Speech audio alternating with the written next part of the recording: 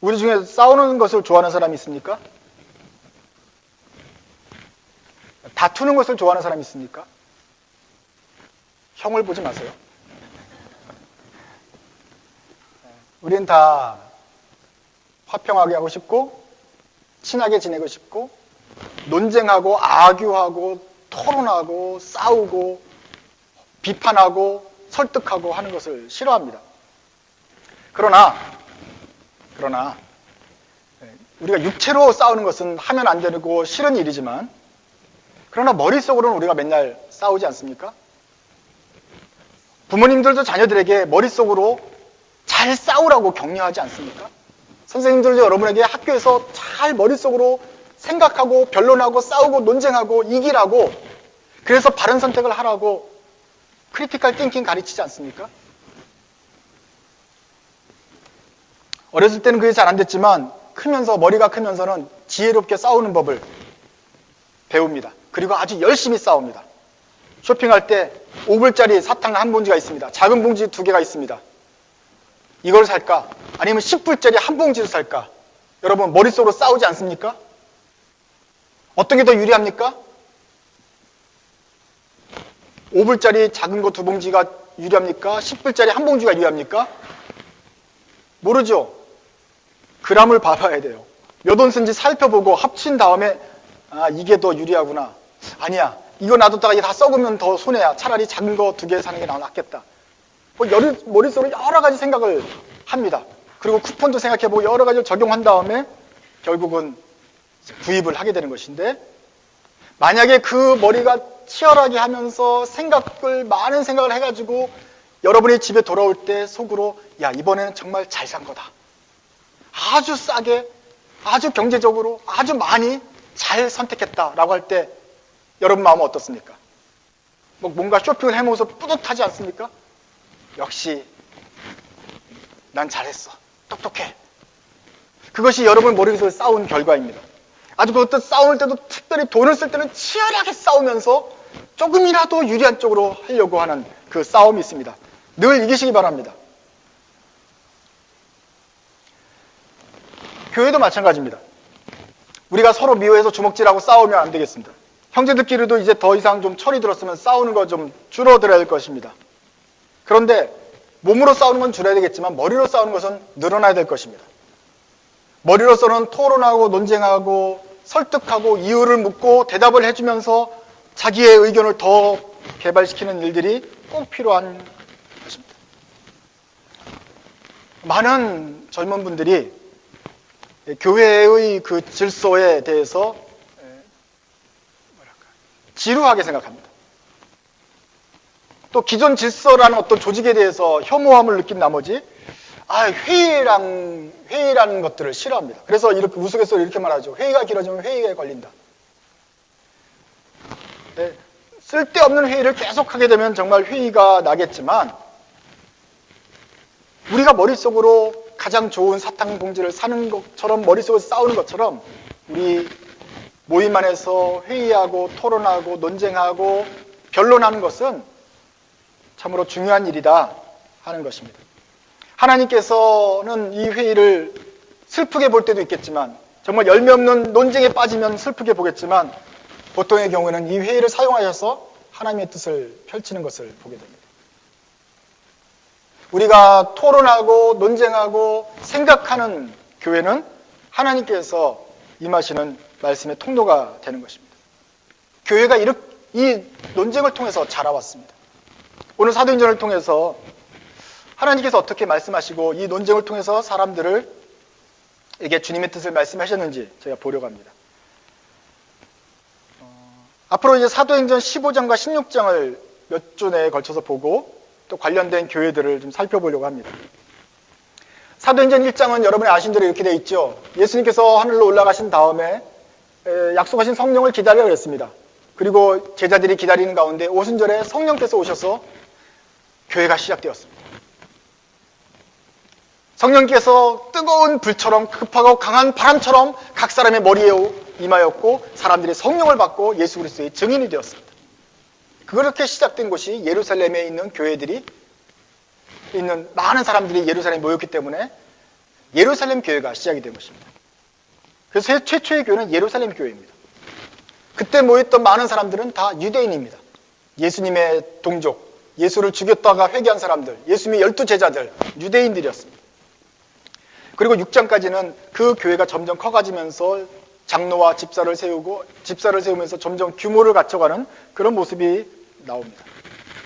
7장과 9장에 가서는 예루살렘에 머물지 않습니다. 예루살렘에만 머무는 것이 아닙니다. 이 사도들이 전체로 흩어져가지고 예수님께서 말씀하신 대로 예루살렘과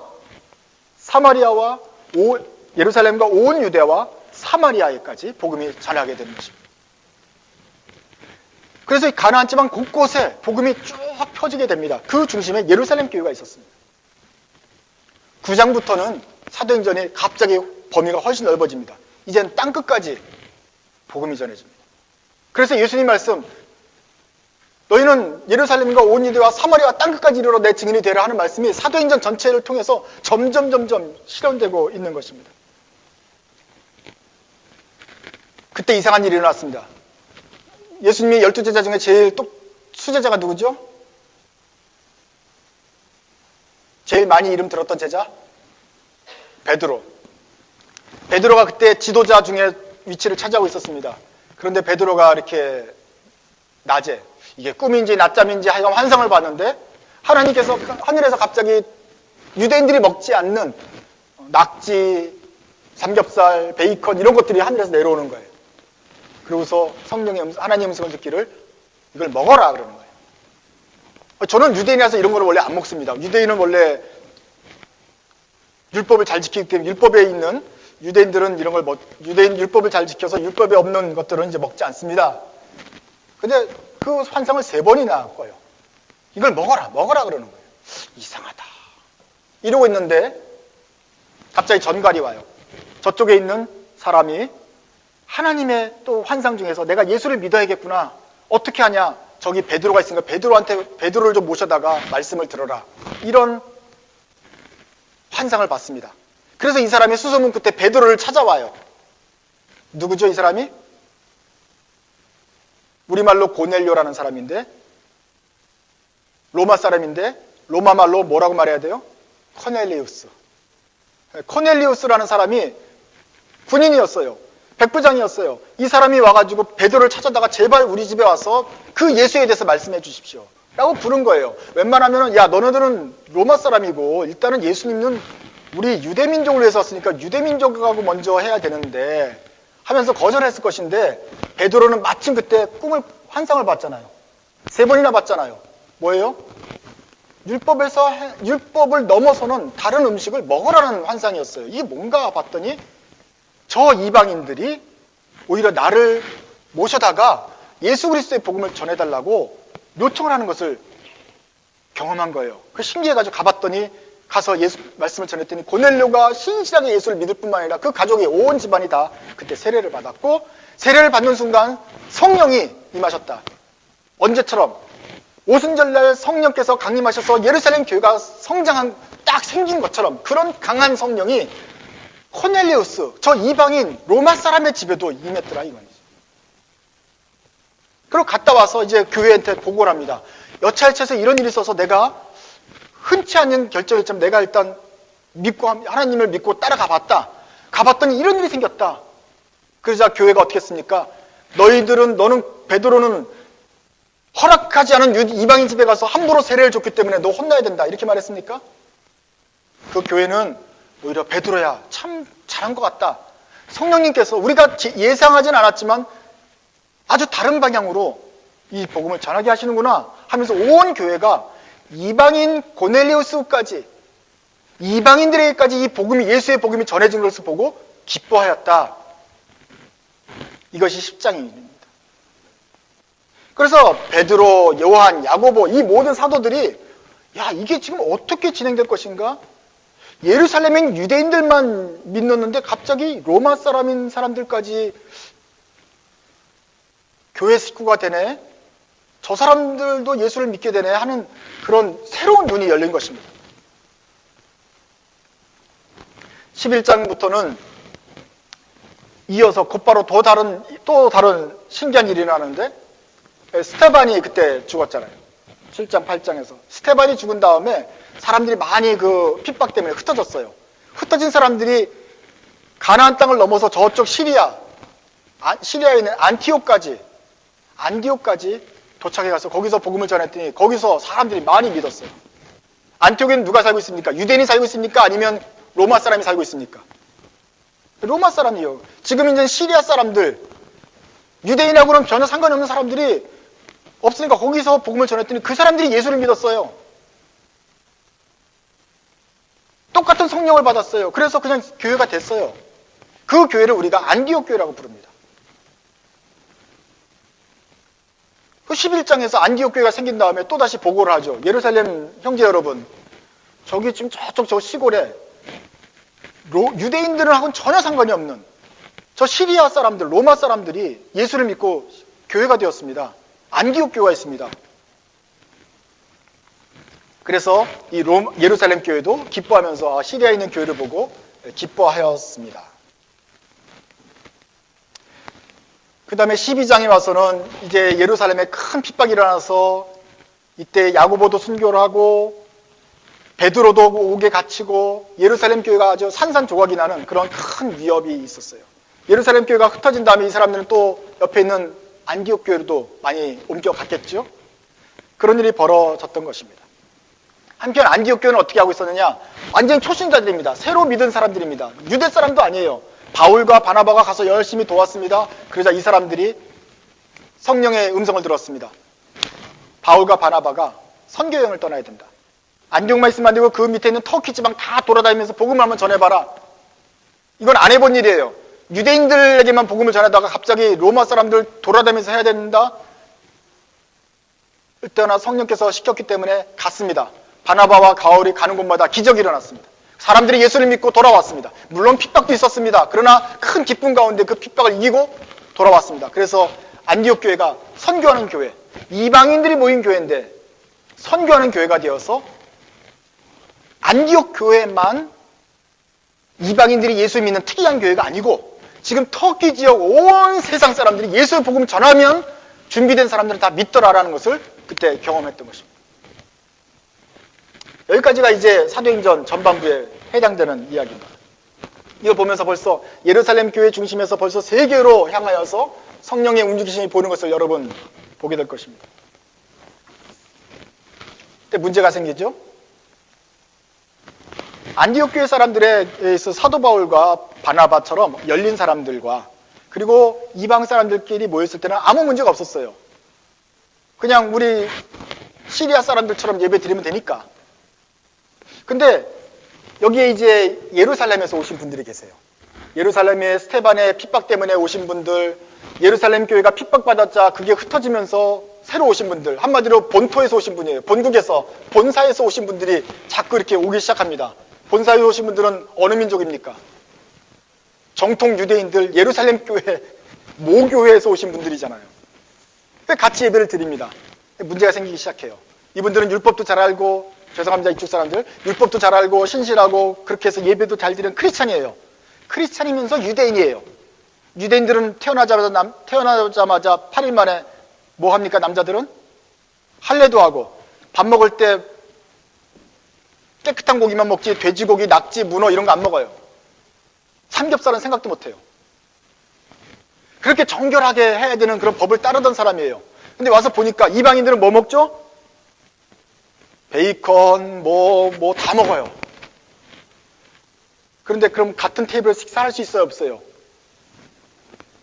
평생토록 그렇게 율법을 지키던 사람들이 야, 너네들 베이컨 먹지 마! 그런데 이 사람들은 돼지를 치는 사람, 낙지 음식점을 하는 사람, 또 무슨 삼겹살 가공업체, 이 사람들은 그러면 생업을 벌일 수 없잖아요. 그러니까 이 사람들은 계속 자기네 삶을 바꿀 수는 없다고요, 완전히. 그렇다고 같이 테이블에서 먹을 수도 없는 상황이 벌어지기 시작한 것입니다. 그런데 이분들은 율법도 아니까, 야, 너희들 그러면 안 돼. 하고 말하기 시작한 것입니다. 특별히 그 중에 교사들 중에 한 분이 법대로 해야 되니까 율법을 지키면서, 구약에 있는 율법 다 지키면서 예수를 믿어야 된다, 우리처럼. 이렇게 말하기 시작한 거예요.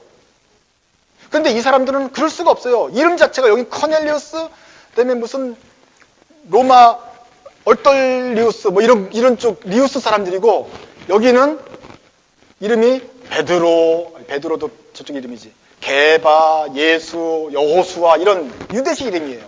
문화가 틀린 다른 민족이란 말이에요. 그런데 이런 사람들이 우리 민족의 습관을 따르라고 말하였던 것이죠. 바울과 바나바 올 땐 그거 아니거든요. 근데 바울과 바나바는 그 교회의 목사였지만 이것을 중지할 수 있는 능력이 안 되었어요. 왜냐하면 이건 굉장히 큰 문제였습니다. 우리 교회만의 문제가 아니라 아주 큰 신앙적인 문제가 떨어졌기 때문에 도무지 논쟁이 끊이지 않았습니다. 이 교회에서 우리가 좋아하는 안디옥 교회, 선교하는 교회, 이방인의 첫 교회가 분쟁이 일어났고 논쟁이 일어났습니다. 변론이 일어났고 다툼이 일어났습니다. 그래서 바울과 바나바가 대표로 예루살렘에 갑니다. 이 문제를 좀 해결하려더라. 그렇게 생긴 게 15장이죠. 예루살렘에 가서 사도들을 불러다가 지도자들한테 모여가지고 이 문제를 해결해달라고 회의가 열립니다. 이것이 교회 역사상 최초의 공의회입니다. 예루살렘 교회끼리만 모인 것이 아니라 시리아에 있는 안디옥 교회까지, 예루살렘 교회뿐만 아니라 이방인의 그리스 문화에 있는 다른 민족까지 모여서 저런 여러 교회들이 함께 모여서 만든 공의회가 처음으로 열린 것입니다. 이 모임이 시작된 것을 한번 읽어보기 바랍니다. 자, 5절입니다. 4절입니다. 예루살렘에 이르러 교회와 사도와 장로들에게 영접을 받고, 자, 인사했어요. 같은 교회니까. 하나님께서 자기와 함께 계셔서 행하신 모든 일을 말하였습니다. 그러자 5절에 같이 있습니다. 시작.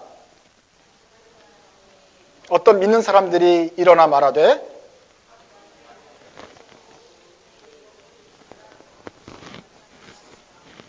이제 바울이 이런 사정을 설명하니까 예루살렘인 중에서도, 그 중에서도 특별히 율법도 잘 지키는 착한 그리스도인이에요. 여기는 다 그리스도인 중에서도 또 율법까지 잘 지키는 그리스도인들이 있어요.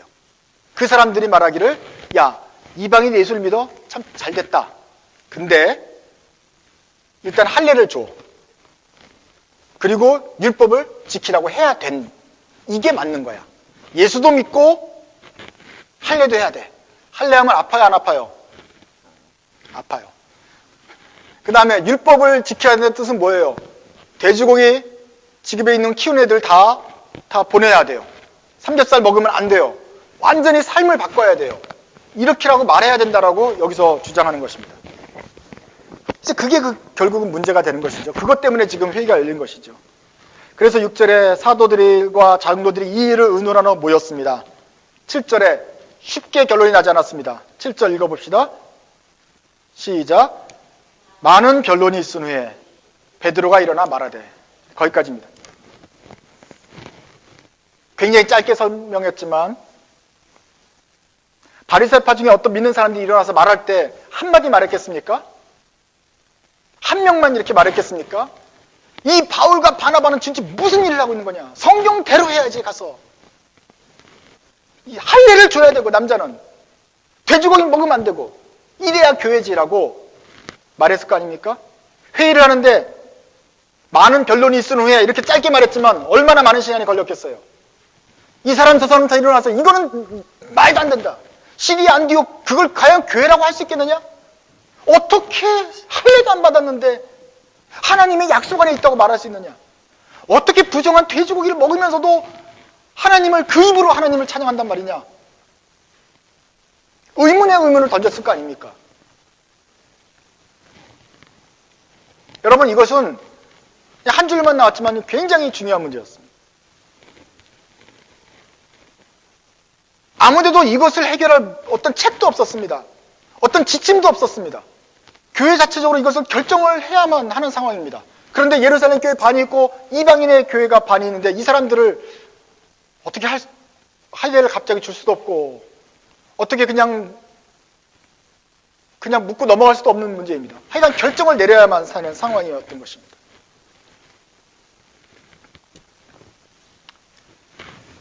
많은 변론이 있었습니다. 많은 반대 의견이 있었고, 여기서도 많은, 바울과 바나바가 사실은 소수예요. 딱 2명밖에 없으니까. 이 사람들도 많은 방어를 했습니다만은 해결이 잘 안 됐습니다. 그때 일어난 사람이 베드로입니다. 베드로가 일어났습니다. 그러면서 뭘 말했냐면은 자기가 경험한 일을 말합니다. 너희들 다 알지 않느냐? 내가 10장에서 꿈을 3번 꿨다. 이런 환상이 성령 가운데 오신 건 확실한데 이 꿈이 내용이 뭔지 몰랐다. 이 더러운 걸 먹으라고 나한테 말했다. 사도 수제자인 나한테.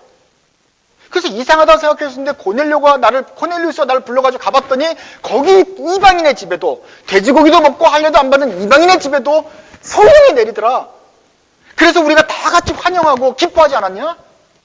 또 안티옥 교회에서도 이방인들이 다 돌아온 것을 듣고 우리가 기뻐하지 않았냐? 뭔가 이상한 일, 성령께서 이상한 일을 벌이시고 있는 것 같다 라고 베드로가 간증을 합니다. 그리고 사도 바울이 곧 이어서 자기의 선교 경험을 합니다. 여러분, 우리가 안디옥에서만 그런 일이 일어나는 것이 아닙니다. 우리가 터키 지방을 다 여행해봤습니다. 바나바와 제가 그리고 다 여행해서 죽을 고비도 옮기면서 했지만 많은 기적이 일어났고 터키 가는 곳곳마다 사람들이 복음을 듣고 성령을 받았습니다. 이런 일이 지금 세상에서 온 데서 일어나고 있습니다. 라고 바울이 자기의 사례를 발표했습니다.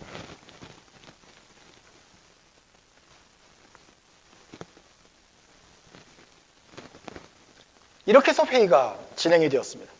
그런데 이 회의를 통해서 사람들이 드디어 명확하게 알게 되었습니다.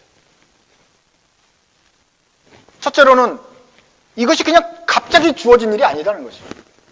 즉 이방인에게 할례를 줘야 될 것인가 말 것인가를 갖다가 갑자기 주어진 일이 아니고 이미 오래전부터 베드로에게 하나님께 환상을 보셨고 이미 베드로가 벌써 각 나라 방언으로 말하는 것부터가 징조가 되면서 예수님께서 땅끝까지 나가서 복음을 전하라고 했고 과연 그 땅끝까지 복음이 전한다는 게 무슨 뜻인지 잘 몰랐는데 베드로가 환상을 보고 고넬리우스가 돌아오고 안디옥에서 교회가 생기는 것을 우리가 축복해줬는데 안디옥뿐만 아니라 온 터키 지역에서 예수를 믿고 돌아오는 사람들이 많아진 걸 보면서 이것은 성령께서 우리를 다른 방향으로 더 새로운 방향으로 우리를 이끌고 가시는구나. 이것을 온 예루살렘 지도자들이 다 동시에 보았다는 것입니다. 베드로의 증언과 사도 바울의 간증을 통해서 똑똑히 알게 되었습니다. 과연 성령께서는 우리를 어떻게 인도하시는 것인가? 그것을 알고 사도들이 한 마음을 모으게 되었습니다. 13절입니다. 말을 마침에 이제 회의가 종료가 되면서 말을 마침에 야고보가 대답하여 이르되 야고보가 이때 회의의 중재자, 사회자였습니다. 한마디로 의장이었습니다. 형제들아 내 말을 들으라. 하나님이 처음으로 14절 하나님이 처음으로 이방인 중에서 자기 이름을 위할 백성을 취하시려고 그들을 돌보신 것을 시므온이 말하였으니 선지자들의 말씀이 다 이와 일치하도다. 기록된 바 이후에 내가 돌아와서 다윗의 무너진 장막을 다시 지으며 그 허물어진 것을 다시 일으키리니 남은 사람들과 내 이름을 일거듭받은 모든 이방인들로 주를 찾게 하려 함이라고 이미 구약에서 말하고 있지 않느냐? 했다. 그러므로 주께서는 예전부터 이방인들이 찾아올 것을 말씀하셨다. 그러므로 19절입니다. 같이 읽습니다. 시작. 그러므로 내 의견에는 이방인 중에서 하나님께로 돌아오는 자들을 괴롭게 하지 말고 더 복잡하게 만들지 말고 20절 시작. 다만 우상의 더러운 것과 음행과 목매어 죽인 것과 피를 멀리하라고 편지하는 것이 옳으니 이것이 그 회의의 결론이었습니다. 지금까지 모든 결론을 종합해온 결과 성령께서는 우리에게 말씀을 통해서 이미 이방인들이 돌아올 것을 예고하셨다. 그러므로 더 이상 이 사람들이 온 것을 괴롭게 하거나 할례를 받으라고 자꾸 우리 민족의 풍습을 요구하지 말고 중요한 것만 하지 말라 그러자. 우상 숭배하지 말아야지, 음행하지 말아야지, 잔인하게 막 동물을 학살하면서 먹는 거 그거 하지 말고 10계명 살인하는 거 이런 거는 그런 것만 하지 않도록 하고 나머지는 자유롭게 자기의 문화를 유지하면서 예수 믿도록 허용하자. 이것이 예루살렘 첫 번째 공의회의 결정이었던 것입니다. 그리고 바울과 바나바가 이 서신을 들고 결정문을 들고 돌아와서 안디옥 교회에게 설명을 했을 때 안디옥 교회, 이 자칫 이등 시민처럼 여겨졌던 이 이방인들 교회에 큰 기쁨과 찬송이 넘쳤던 것입니다. 드디어 이방인들 교회에 자유함이 있게 되었습니다. 그때로부터 이후에 모든 민족들은 예수를 믿을 때 더 이상 할례를 요구받지 않고 삼겹살을 계속 먹어도 되며 문어낙지를 즐기면서 또 유대인들이 하는 그 식사 예절처럼 우리가 손을 끼친다지 하지 않고, 그러나 하나님께서 모든 인류에게 요구하시는 살인, 음행, 간음, 우상숭배 이런 중요한 문제들만 지키면서 예수를 믿을 수 있게, 그렇게 해서 구원을 받을 수 있게 길이 열렸던 것입니다.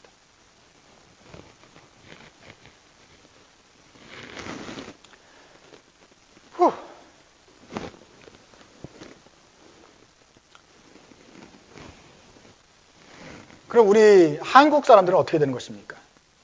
한국 사람들은 예루살렘 교회에 해당됩니까? 아니면 안디옥 교회, 이방인 교회에 가깝습니까? 우리는 이방인이죠.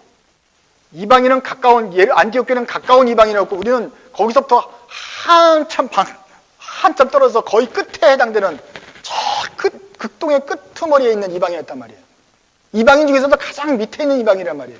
그런데 이방인에게 복음이 전해졌을 때 우리 선교사들이 우리 중에 아무에게도 돼지고기 끊어라, 삼겹살 하지 마라 이런 소리가 안 했고 복음을 전해줬고, 우리 한국 선배들은 그 복음을 순수한 마음으로 받고 그때부터 우상숭배하지 않고 십계명을 잘 지키면서 그리스도인이 되도록 노력을 했다. 이것이 우리에게 전해준 자유의 복음입니다.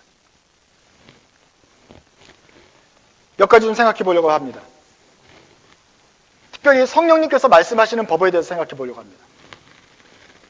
예수님께서 제자들과 있을 때 3년 동안 가르치셨습니다. 많이 가르치셨습니다.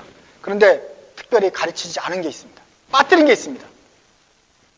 내가 가면 성령께서 오실 거고 성령께서 교회를 세우실 거라고 말씀하셨고, 베드로야 네가 교회 리더가 돼서 잘 해달라 부탁한다라고 말씀까지 하셨는데, 정작 그 베드로가 교회를 맡아서는 어떻게 해야 될지는 말씀하지 않았습니다. 땅끝까지 이르러 내 복음을 전해라고 말씀하셨는데, 땅끝에서 저 이방인들이 들어오면 이방인들을 어떻게 대해줘야 될지는 말하지 않았습니다. 그냥 가버리셨습니다.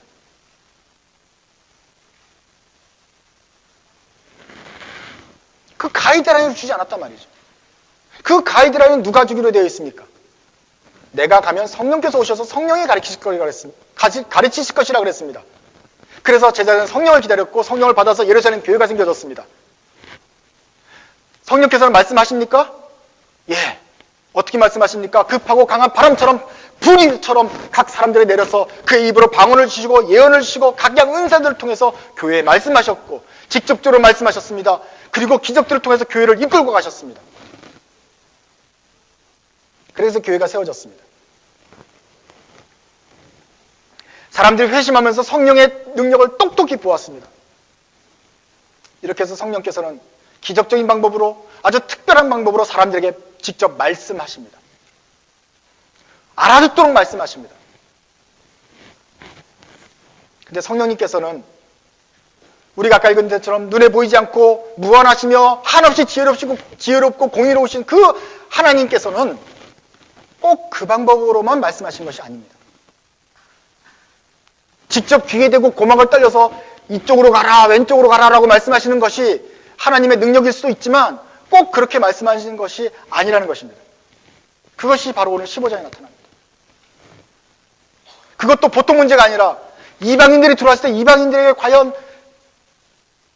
구약에 있는 율법들을 요구해야 될 것인가 말 것인가, 할례를 받아야 할 것인가, 이방인들이 예수를 믿으려면 예수도 믿을 뿐만 아니라 삼겹살도 끊어야 되느냐, 담배랑 술을 끊고 예수를 믿어야 되느냐, 아니면 예수를 일단 믿고 나서 변화가 될 것이냐, 이 문제에 대해서는 성령님께서 직접 말씀하신 바가 없습니다. 예루살렘 공회가 시간이 몇 시간 걸렸는지 몰라요. 그러나 많은 변론이 있었다가 보니까 굉장히 시간이 많이 오래 걸렸어요. 특이한 점이 뭔지 아세요?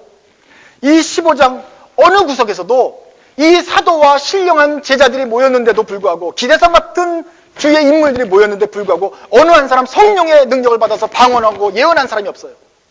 내가 예언을 받아 말하기를 이건 이렇게 해야 된다라고 말하고 일어난 사람이 없단 말이에요.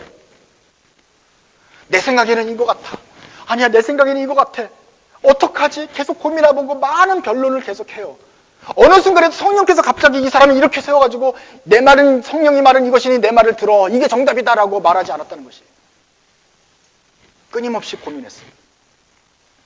구약성경 들여다보면서 이게 과연 이것인가 고민했어. 이럴 때 어떻게 해야 되지? 끊임없이 고민하고 이 사람의 말을 들어보면서 아 그런가?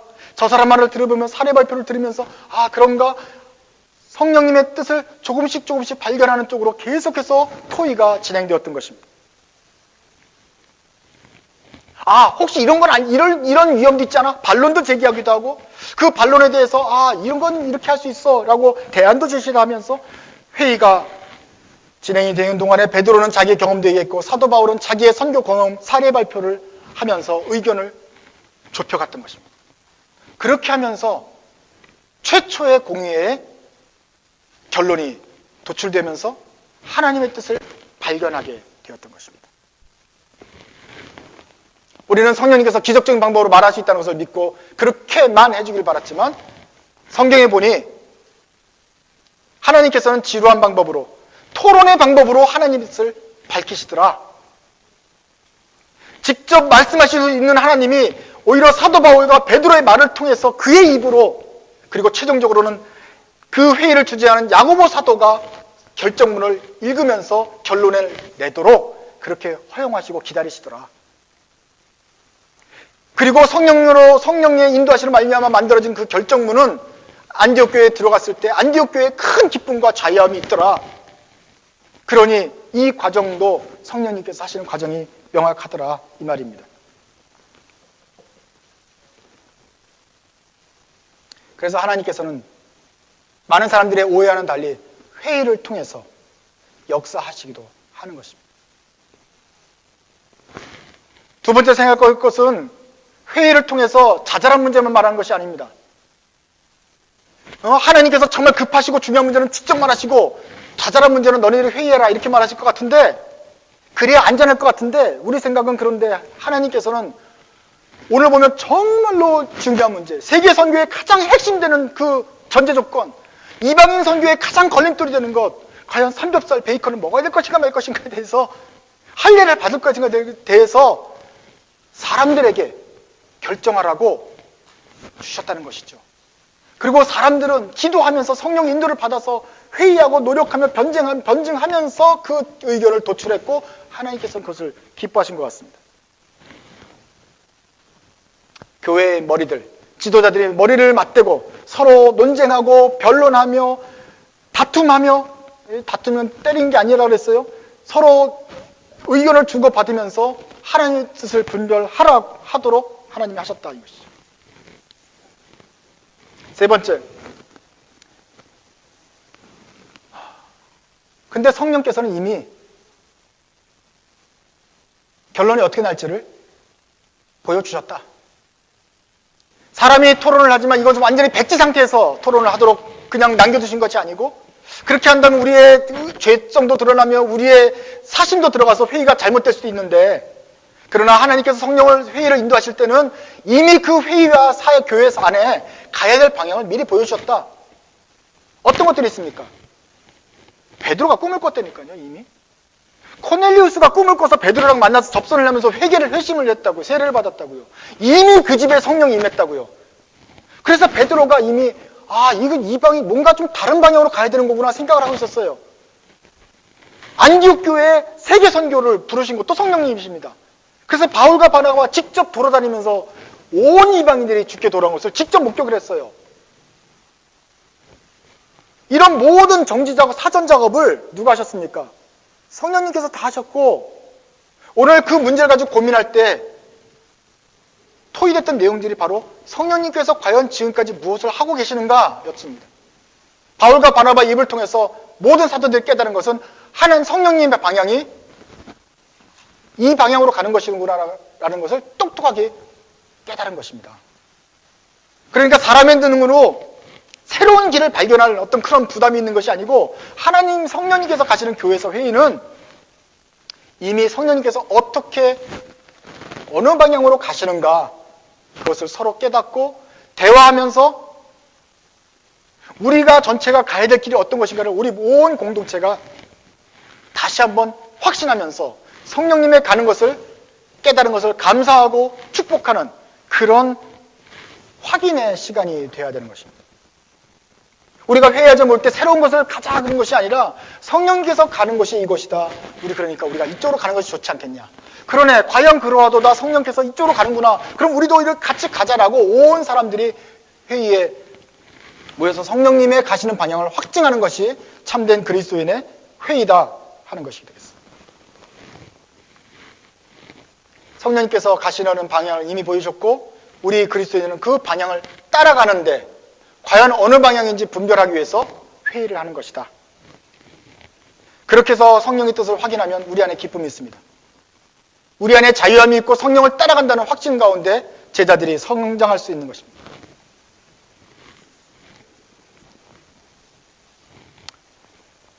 그러니 하나님의 음성을 듣고 싶은 여러분, 주님의 말씀을 들으십시오.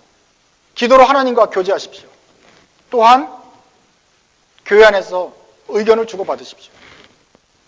의견을 주고받으면서 자기 말만 할 것이 아니라 남의 말도 들어가면서 우리 공동체 안에서 우리 시대 안에서 성령께서 어느 방향으로 가시는지 상황 파악을 하십시오. 그리고 그 방향을 향해서 우리도 가자고 의견을 모아주십시오. 그것이 우리 교회가 들어야 될 하나님의 음성입니다. 그러므로 성령의 뜻을 묻고 함께 결정해가는 이 교회가 되길 원합니다. 모일 때마다 회의하고 모일 때마다 우리 안에 역사하시는 하나님 성령님의 방향이 어떤 것인지 간증하며 서로에게 알게 하십시오. 그럼 우리 모두가 우리 안에서 하나님께서 어떤 방향으로 역사하시는지 깨닫고 합심하여 그 길을 향하여 함께 기도하면서 주님의 나라를 이루어 갈 것입니다. 이런 자세는 여러분에게도 해당이 됩니다. 우리는 새해가 돼서 새로운 계획을 세웁니다. 2018년이니까 뭔가 또 새로운 18가지 계획을 세울지도 모르겠습니다. 그러나 그 계획은 지금까지 없었는데 난데없이 나타나는 자기 욕심으로 세우는 계획이 되어서는 안 됩니다. 새해 레졸루션을 세울 때도 하나님 뜻을 분별할 때도 지금까지 나의 삶에서 성령님께서 어떻게 역사하시고 계셨는지를 그 방향을 먼저 찾으시기 바랍니다. 뚱딴지 같은 새로운 계획을 세울 것이 아니라 성령님께서 지금 나를 이끌고 가시는 그 방향이 어떤 것이고 그 방향을 향하여 내가 어떻게 나가야 될 것인지를 한번 찾아가 보십시오. 이미 성령님께서 그 씨앗을 우리 삶 곳곳에 뿌려주셨습니다. 이미 그 씨앗을 17년에 이미 주셨습니다. 그러니 그 간증과 성령의 인도하심을 통해서 받은 그 축복을 결산하면서 18년의 방향을 다시 한번 정하십시오. 새롭게 정하는 것이 아니라 더 분명하게 정해 보시면 되겠습니다. 그러면 성령님께서 앞서가시고 우리가 그 뒤를 따라가는 제자의 삶이 되는 것입니다. 그러면 우리가 성령님의 음성을 민감해서 그 음성을 듣고 따라가는 양들이 되는 것입니다. 예루살렘 공유에 모였던 기라성 같은 사도들과 제자들이 얼마나 황당했을까요? 예수님의 말씀 아무리 생각해봐도 예수님은 이 문제에 대해서 말하지 않았습니다. 성령님의 음성을 기다리고 기도했는데도 이 문제에 대해서는 말씀하지 않았습니다. 예언하지 않으셨습니다. 그래서 자기네들끼리 회의를 하면서 하나님 뜻을 분별해 나갈 때 그때는 얼마나 막막했을까요?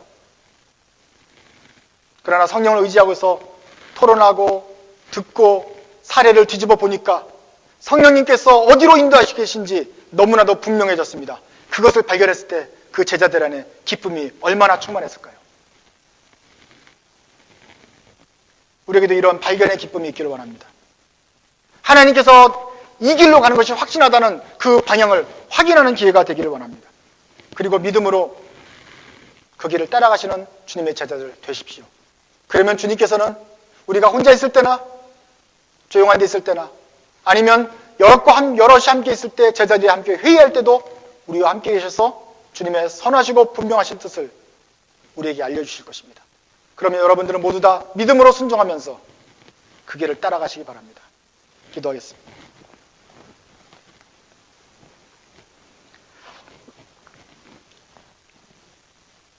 하나님 아버지, 새해 저희들은 많은 꿈이 있습니다. 많은 하고 싶은 것들이 있습니다. 많은 계획이 있습니다. 그러나 이제 간구하오니 주님의 뜻 가운데서 그 계획을 수정하고 뜻에 맞게 집중할 수 있도록 저에게 분별력을 허락하여 주옵소서. 지금까지 저희 삶에서 역사하셨던 성령님, 저희를 인도하셨던 그 주님의 계획은 어디에 있습니까? 각 사람들이 기도할 때마다 주님 분명하게 보여주시고 또 이웃들의 조언과 부모님들의 대화를 통하여서 하나님의 뜻이 가정 가운데 자기 삶 가운데 분명히 드러날 수 있도록 우리의 진로 가운데 축복해 주시기를 원합니다. 우리의 가정의 길에 대해서도 주님께서 이미 성령님께서 이미 역사하시고 일하셨을 줄 믿습니다. 우리 모든 가족 식구들이 그 길을 분명히 붙잡고 한 마음으로 갈 수 있도록 도와주옵소서. 우리 공동체에 향한 주님의 계획이 있을 줄 압니다. 주님, 한 사람만 깨닫는 것이 아니라 우리 온 식구들이 같은 마음으로 주님의 마음을 깨닫고 그 길을 확신하며 가는 드림교회 식구들 되게 하여 주옵소서. 예수님의 이름으로 기도드립니다. 아멘.